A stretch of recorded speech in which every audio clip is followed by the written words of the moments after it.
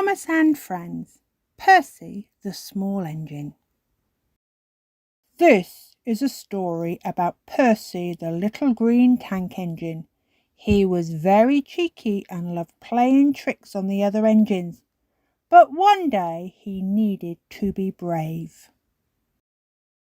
Percy loved playing tricks on the other engines, but these tricks sometimes got him into trouble. One morning he was being very cheeky indeed. "Peep, peep, hurry up!" he whistled to Gordon. "Your express train's ready." Gordon thought he was late and came puffing out, but when he looked around there was only a train of dirty coal trucks. "Ha ha!" laughed Percy, but Gordon didn't think it was funny at all. Next it was James's turn. Percy told James to stay in the shed because the Fat Controller was coming to see him. James was a very proud engine and thought that the Fat Controller must want him to pull a special train. He stayed in the shed all day and nothing his driver could do would make him move. The other engines were very annoyed. They had to do James's work as well as their own. At last the Fat Controller arrived. He was very cross with James, but he was even more angry with Percy when James explained what had happened. When Percy arrived back at the yard, the Fat Controller was waiting for him. "You shouldn't waste time playing silly tricks, Percy," shouted the Fat Controller. "You should be a useful engine." Later that week, Thomas brought the Sunday school children to the beach.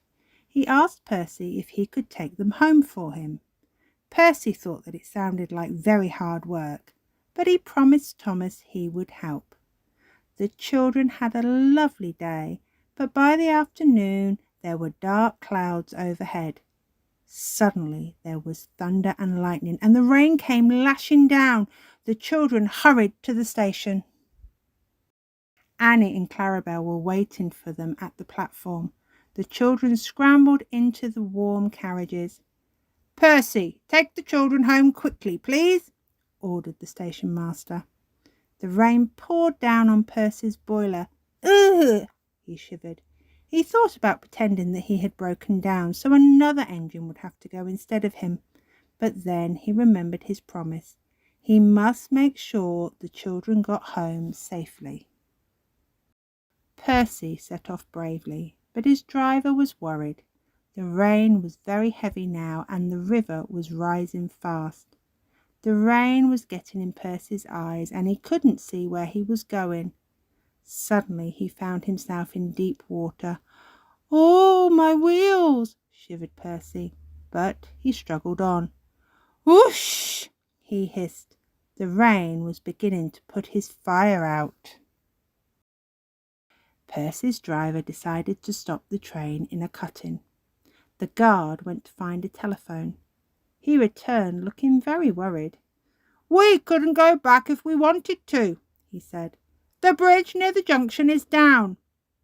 They would have to carry on to the next station, but Percy's fire had nearly gone out and they needed more wood to keep it going.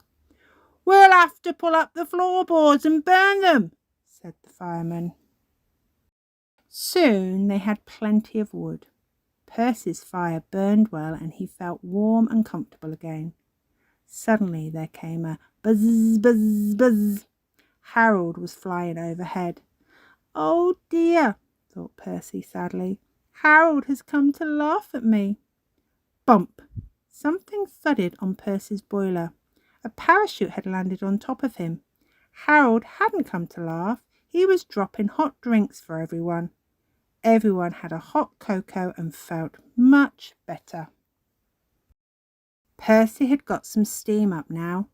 "Beep, beep, thank you, Harold," he whistled. "Come on, let's go."